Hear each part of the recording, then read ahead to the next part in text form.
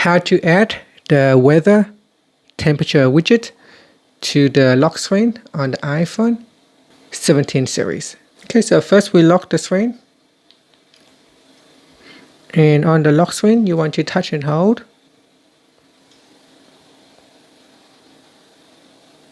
After that, tap on Customize. Then you can either add the widget to the top here or the bottom part.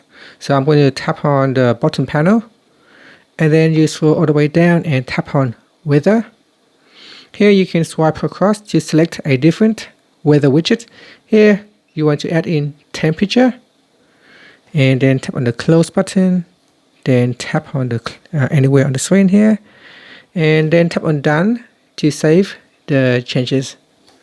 And that's it. You can see now that I have added 2 weather temperature widget to the lock screen. And that's it. Thank you for watching this video. If you found it helpful, please like and subscribe to my channel for more videos.